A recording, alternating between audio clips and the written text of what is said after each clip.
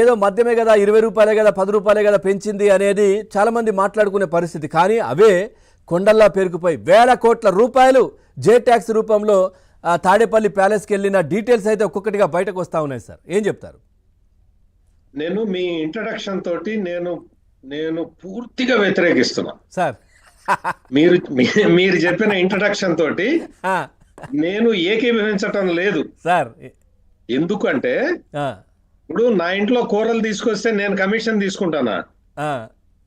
డిస్టిలరీలు బ్రూవరీలు అన్ని ఆయనవే అయినప్పుడు అందులో ఇంకా ముడుపులు ప్రసక్తే ఉంది. ఆయనే రేటు పెంచాడు, ప్రాఫిట్ డైరెక్ట్ గా ఆయనకే పోయింది. అంటే అక్కడి నుంచి డైరెక్ట్ పోయింది. అందుకనే మీరు చెప్పిన ఇంట్రడక్షన్ తోటి నేను పూర్తిగా విభేదిస్తున్నా సార్. ఎందుకంటే డిస్టిలరీ బ్రూవరీలు వేరే వాళ్ళవైతే మనం కమిషన్ తీసుకోవాలి. అవును.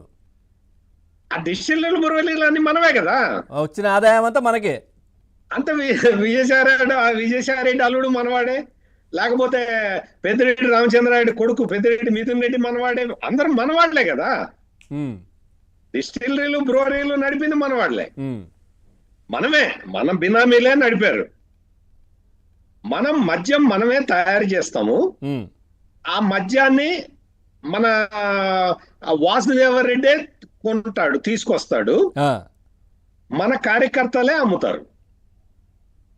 అంటే ఇది సింగిల్ విండో అని చెప్పి చంద్రబాబు నాయుడు అప్పుడప్పుడు చెప్తూ ఉంటారు. అవును. పరిశ్రమలు రావడానికి నేను సింగిల్ విండో, ఎటువంటి సమస్య ఉన్నా నేను పరిష్కరిస్తానని ఆయన చెప్తూ ఉంటారు. ఇది జగన్ సింగిల్ విండో. ఓకే.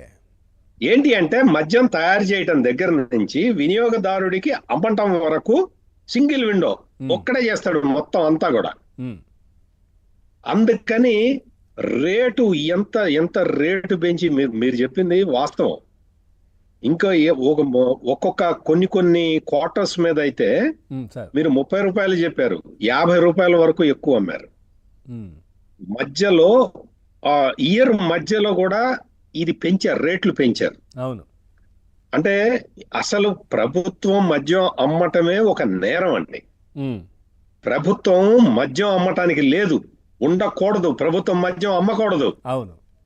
ప్రభుత్వం మద్యం ఆదాయం మీద ఆధారపడటాన్ని తగ్గించుకోవాలి అని చెప్పి మేధావులు చెబుతూ ఉంటే, సజెషన్ ఇస్తూ ఉంటే, ప్రభుత్వమే మద్యం అమ్మే ఇది మొదలు పెడితే, మద్యం వ్యాపారం మొదలు పెడితే ఇంకా మనం దీన్ని గాంధీ పుట్టిన దేశం అని ఎట్లా అంటాం? అంతే కదా సార్. ఇక్కడ ప్రైవేట్ నిజంగా చెప్పాలంటే జగన్మోహన్ రెడ్డి మద్యపాన నిషేధం అని చెప్పొచ్చారు. ఆయన నిషేధం అని చెప్పి వచ్చిన తర్వాత తనే వ్యాపారం చేసి తనే లాభాలు గడించి ఇన్ని దారుణాలకి పాల్పడ్డాడు. మీరు చెప్పిన ఇంట్రడక్షన్ లో ఒక్క పాయింట్ తో నేను పూర్తిగా ఏకీభవిస్తా. ఏంటి అంటే ఈ కల్తీ మద్యం 5 సంవత్సరాల పాటు కల్తీ మద్యం తాగిన చాలా మంది లివర్లు కిడ్నీలు కొట్టేసినాయి. అవును. లివర్లు కిడ్నీలు కొట్టేసినాయి, అనారోగ్యం పాలైపోయారు. ఎంత వాళ్ళకి పనిచేసే శక్తి సన్నగిల్లింది. అంటే వాళ్ళందరూ హార్డ్ పనులు చేసే లేబరు, వాళ్ళ పనులు చేయలేకపోయారు. ఇటువంటి దుష్ఫలితాలని ఇచ్చిన ఈ మద్యం, జే బ్రాండ్ మద్యం ఇప్పుడు లేదు. ఇప్పుడు ఏంటి అంటే ఇప్పుడు ప్రభుత్వం పాపులర్ బ్రాండ్స్ అన్నిటినీ కూడా తీసుకొచ్చి పెట్టింది. ఈ పాపులర్ బ్రాండ్స్ ఏంటి అంటే మద్యం తాగటమే అదే ఒక దుర్వ్యసనం కిందే లెక్క. అవును.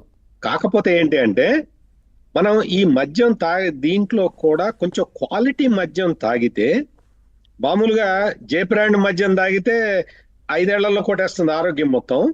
ఇది కనీసం ఒక 15-20 ఏళ్ళు బతికేలాగా చేస్తుంది. అంటే మనం మద్యం అలవాటుని ప్రజలతో మాన్పించటం అనేది సాధ్యం కాదు. కాబట్టి కొంచెం మంచి మద్యాన్ని ఇవ్వటం అనేది దాన్ని ఒక ప్రభుత్వం ఒక బాధ్యతగా తీసుకోవాలి. అదే చేస్తున్నారు. ఇక్కడ ఏంటి అంటే జగన్మోహన్ రెడ్డి హయాంలో మొత్తం ఏ కంపెనీ కూడా, అంటే పాపులర్ కంపెనీలు ఏవి కూడా ఆంధ్రప్రదేశ్ లో ఆపరేషన్స్ చేయలేదు. వాళ్ళు అమ్మలేదు, వాళ్ళ సరుకులు అమ్మలేదు, ఎవరు కొనలేదు. ఇక్కడ ఏంటి అంటే ఈ మద్యం డిస్టిలరీలు బ్రూవరీల్లో తయారు చేసుకున్న మద్యాన్ని ప్రభుత్వం వైసీపీ కార్యకర్తల ద్వారా అమ్మించింది. వైసీపీ ఆఫీసర్లు, వైసీపీ లీడర్లు తయారు చేసిన మద్యాన్ని వైసీపీ కార్యకర్తలని డిపోల్లో పెట్టుకొని అమ్మించింది. ఈ పాపులర్ బ్రాండ్స్ ని నిషేధించారు కదా, రానివ్వలేదు కదా. వీళ్ళు ఏం చేశారంటే వైసీపీ కింది స్థాయి నాయకులు, అంటే ఎమ్మెల్యే దగ్గర నుంచి కింది స్థాయి వాళ్ళు ఏం చేశారు అంటే ఈ పాపులర్ బ్రాండ్స్ ని పక్క రాష్ట్రాల నుంచి స్మగ్లింగ్ చేసి తీసుకొచ్చి అమ్ముకున్నారు. దాన్ని ఎలవ్ చేసింది ప్రభుత్వం.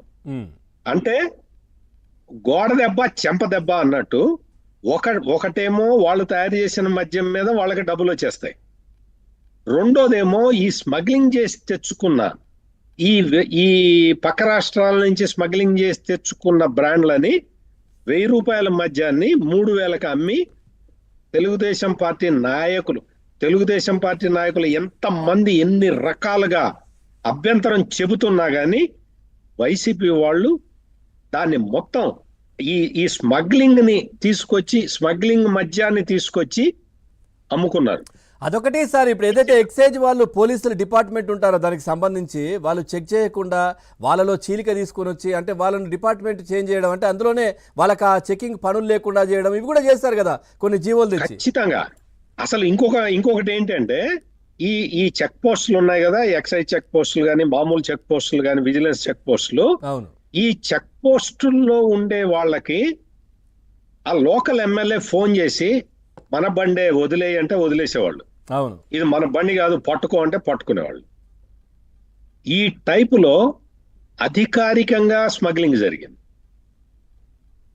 ఒక మద్యమే కాదు, మనం చూస్తున్నాం కదా, పీడిఎస్ రైస్ కూడా ఇదే విధంగా స్మగ్లింగ్ అన్ని చెక్ పోస్టులు దాటి మామూలుగా వెళ్ళిపోయేవి. అయ్యింది, అవుతున్నది. ఇప్పుడు పట్టుకుంటున్నారు కదా అంతా.